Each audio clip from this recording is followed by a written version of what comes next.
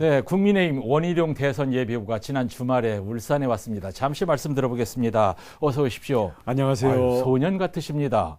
감사합니다. 네, 지금 제주지사를 사직하시고 요즘 제주에 계십니까? 서울에 계십니까? 예, 우리 국민의힘 경선에 전념하느라고 서울에 주로 가셔야죠. 있습니다. 그렇죠. 제주에서 서울 가기는 쉬워도 제주에서 울산 오기는 참 힘든데 이렇게 오셨어요. 그동안 울산에 몇 번이나 왔다 가셨습니까? 수십 번 왔다 가는 것 같습니다. 그래요? 예. 저만 몰랐군요. 아니, 과거 어릴 때는 여행차 왔었고요. 근래에는 뭐 우리 김기현, 우리 박승민 의원님이라든가 제 아주 절친 분들이 계시니까 이런저런 일로 오게 됩니다. 예, 울산에는 말이죠. 네. 호남, 충청, 강원 향후에서 네 번째로 많은 3만 명이 넘는 제주 향후들이 살고 있고 육지에서 해녀가 가장 많은 곳이 울산인데 울산 해녀 대부분이 제주 출신이십니다. 낯설어 하실까봐 쫄지 말라고 드리는 말씀이고요. 우리 울산에 제주분들도 많이 와 있고요. 제주 도민들도 울산 좋아합니다. 예, 그렇습니다. 자, 국민의 지지와 동의를 통해서 숫자로 누르고 가야 되는데 국민의힘에 대쪽 같은 이휘창 총리에게 대놓고 쓴소리한 인물 딱 한 분이 있다고 하거든요. 바로 이제 원희룡 후보고 자영업자와 소상공인을 살려야 한다고 앞장서서 외치는 분이 이분인데 이런 참 좋은 후보인 원희룡 같은 후보가 지금 나오는 숫자가 부실합니다. 이유가 뭐라고 생각하세요? 제가 그만큼 국민들에게 이거다라고 좀 다가가는 게 좀 부족하겠죠. 좀 제주도에 가 있던 시간도 있었고요. 과거에 소장 개혁파로 이미지를 많이 간직하고 계시는데 그 부분이 시간이 지나면서 좀 흐려져 있는 있는 것도 같아요. 예. 이제 원인은 분석하셨고 그럼 어떻게 하셔야 됩니까? 예, 제가 그동안 20년 동안 한나라당 개혁파로서 정치 경험도 쌓았고 제주지사로서 작은 국가를 경험한 경험이 있잖아요. 이런 것들을 가지고 현재 코로나나 그 이후에 대한민국 어려운 거기에 어떻게 도움이 될 수 있는지 또 국민들에게 어떤 일을 할 수 있는지 이게 잘 어필이 돼야 되겠죠. 고민 많이 하고 준비 많이 하고 있으니까 앞으로 시간이 있습니다. 좋습니다. 우리 국민들이 이제 정치와 정치인을 좀 나쁜 이미지로 보는 선입관이 있는 것 같은데 지금 후보들이 하는 것을 보면 새롭고 좋은 컨텐츠는 제시하지 않고 수단 방법 안 가리고 큰 소리만 질러대고 있는데 자, 학력고사 1등 하셨잖아요. 전국 1등 하셨잖아요. 쑥스럽습니까? 예, 이런 원희룡 후보의 컨텐츠를 소개할 필요가 있을 것 같아요. 차별화된 컨텐츠 소개해 보시죠. 저는 저희 모든 정책들을 국가가 해야 될 일과 하지 말아야 될 일을 명확히 구분을 해야 된다. 이게 문재인 정부의 실패도 국가가 할 일은 안 하고 하지 말아야 될 일을 하기 때문이거든요. 하지 말아야 될 일들은 예를 들어서 최저임금이나 주 52시간을 너무 과격하게 한다든지 이렇게 해서 또 규제 천국을 만들어가서 정권이나 정치가 모든 걸 통제하겠다. 이러다 보니까 경제는 활력을 잃고 내로남불 불공정이 판을 치고 있지 않습니까? 이런 점을 전부 되돌려서 바로 잡아야 되고요.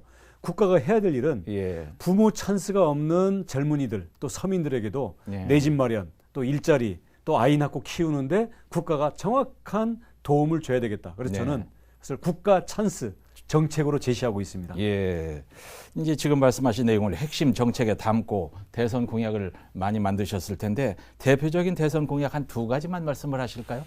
우선은 지금 코로나 때문에 자영업자와 소상공인들이 지금 하루하루 적자가 쌓여가고 있고 정말 극단적인 선택을 고민하는 분들도 많거든요. 코로나로 인한 소상공인 자영업자들은 전쟁에서의 말하자면 부상병인데 이들을 먼저 살리고 치유해야 됩니다. 그래서 코로나 회복자금 100조를 조성해서 손실도 보상해주고 앞으로의 경쟁력을 보완을 해주자. 이게 제 1호 공약이고요. 두 번째 공약은 지금 내 집 마련을 포기하다 보니까 우리 특히 젊은이들이 미래의 인생에 대해서 모든 것을 포기하고 있는 그런 상황입니다. 그래서 제 내 집 마련에 대한 국가의 지원은 나중에 집을 반값에 주겠다 이런 것들이 아니라 지금 우리 젊은 무주택자들이 집을 선택을 하면 그 절반에 대해서 국가가 투자를 해주겠다. 2분의 1씩 공유를 하자라는 거죠. 그렇게 해서 나중에 돈이 모아지면 국가 지분을 개인이 인수를 해가고요. 아니 돈이 안 모아지면 거기에서 거주만 하면 되겠죠. 이렇게 해서 저희가 국가가 부모로부터 집을 물려받지 못하는 사람에게도 내 집 마련을 할 수 있는 그 절반의 지분 투자를 하겠다. 그래서 그에 대한 예산 계획까지 전부 다 세워놨고요.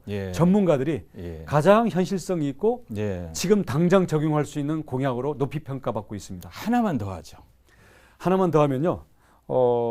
지금 젊은이들이 대학에 뭐 반값 등록금 하고 있는 이건 대학 간 사람만 혜택을 받고 있거든요. 예. 모든 청년에게 10년간 2천만 원에 해당하는 청년 교육 카드를 줘서 대학 등록금으로 쓰든지 아니면 직업 훈련으로 쓰든지 창업 준비로 쓰든지 해서 우리 젊은 청년들이 일자리로 연결되는 데 있어서도 국가가 연결하는 사다리를 놔두자. 이것은 청년 교육 카드라는 정책으로 이미 공약 발표를 했습니다.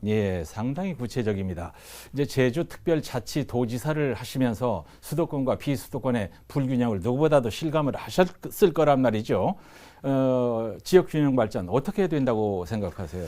저는 지금 수도권은 너무 비대하고요. 지방은 영양분이 빠져나가면서 골다공증입니다. 그럼 영양분은 뭐냐면 산업이 들어와야 되고요. 그러려면은 미래에 유망한 기술들이 들어와야 되고 거기에 따른 인재들이 들어와야 됩니다. 근데 이게 들어오려면은 현재로는 가장 필요한 게 규제에 대한 그 완화 권한을 줘야 돼요. 그래서 자, 울산이면 뭐 수소다 아니면 미래의 자율자동차다 미래의 IT 산업이다.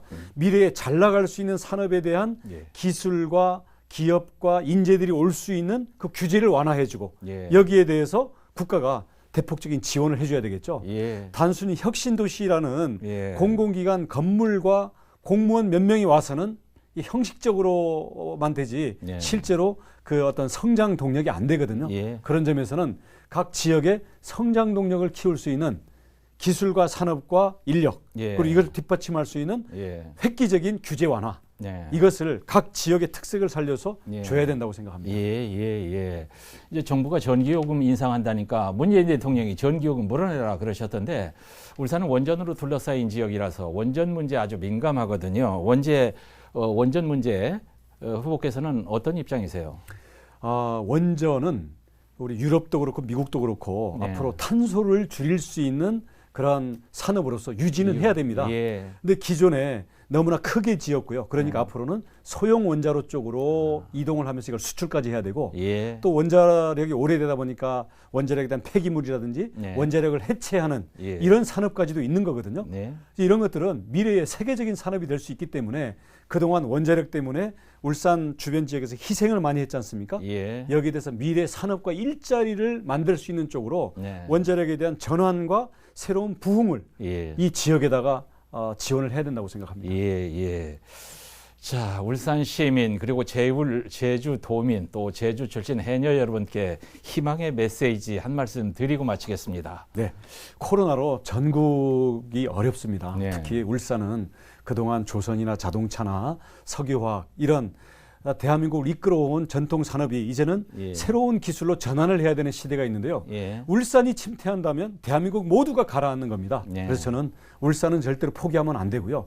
울산 시민들께서도 용기를 가지고 앞으로 미래에 대해서 좀 더 도전적이고 미래지향적으로 임해 주시기 바라겠고 이 새로운 정권 교체를 통해서 울산 지역의 경제도 대한민국의 산업화의 심장으로 다시 자리매김할 수 있는 획기적인 이 지역 특색 발전 대책을 세워야 된다고 생각합니다. 제가 거기 앞장설 테니까요. 함께 힘을 합치십시다. 희망의 메시지까지. 자, 주말에 울산을 방문한 국민의힘 원희룡 대선 예비 후보와 말씀 나눴습니다. 시간 내주셔서 감사합니다. 감사합니다.